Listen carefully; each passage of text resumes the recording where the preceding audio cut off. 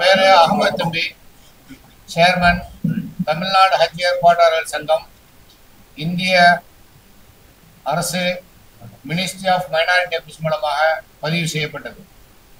இதன் மூலமாக பொதுமக்களுக்கு ஏற்பட்டக்கூடிய ஒரு விழிப்புணர்வு முக்கியமாக என்னன்னு சொன்னா, 2025 ஹஜ் புனித யாத்திரைக்கு செல்லக்கூடிய பயணிகளுக்கு, பிரைவேட் மூலமாக செல்லக்கூடியவர்களுக்கு எந்தெந்த நிறுவனங்கள் அரசாங்கத்தால் பதிவு செய்யப்பட்டது என்பதை நீங்கள் அரசாங்கத்துடைய வெப்சைட் ஆகிய www.ptohajj.gov.in என்ற வெப்சைட்டிலும் www.thoa.in என்ற வெப்சைட்டிலும் தெரிந்து கொள்ளலாம். பொதுமக்கள் யாரெல்லாம் அங்கீகாரம் பெற்ற ஏற்பாட்டாளர்கள் என்பதை அறிந்து கொள்வதற்காக செய்யப்பட்டுள்ளது.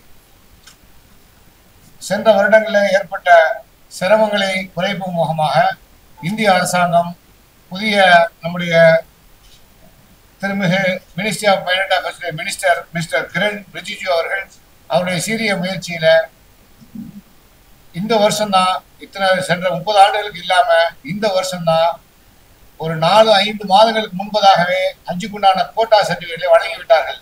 ஏன்னா முன்கூட்டியே அந்த பயணிகளுக்குண்டான ஏற்பாடுகளை சிறப்பாக செய்ய என்பதற்காக.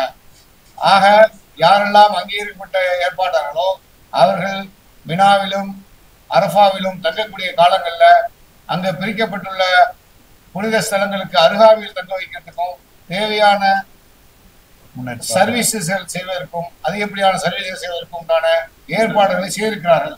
எனவே ஹஜ்ஜுக்கு நியத்து வைக்கக்கூடிய பயணிகள் தயவு செய்து உங்களுக்கு பிரியமான ஹஜ் ஆபரேட்டர்களை முன்கூட்டியே தேர்வு செய்து இந்த வெப்சைட் மூலமாக அறிந்து கொண்டு பதிவு செய்து கொள்ள வேண்டும் அன்போடு கேட்டுக்கொள்கிறோம்.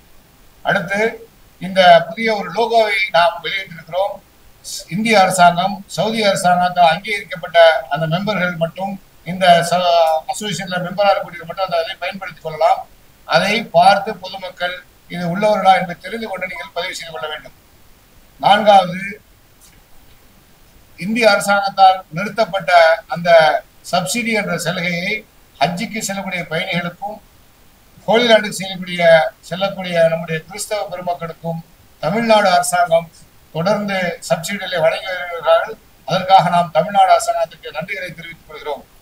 அடுத்து, சென்னையிலிருந்து ஜித்தாவுக்கு ஹஜ்ஜுக்கு செல்லக்கூடிய பயணிகளுக்கு நேரடி விமான சேவை இல்லாமல் இருப்பதால் அதை மத்திய அரசாங்கத்துடைய சிவில் ஏவியேஷன் மினிஸ்ட்ரி அதை எடுத்து சென்னையிலிருந்து நமக்கு வசதியாக ஏர் இந்தியா, இண்டிகோ மூலமாக நேரடியான ஜித்தா விமானங்களை துவங்க வேண்டும் என்று சங்கம் கேட்டுக்கொள்கிறது.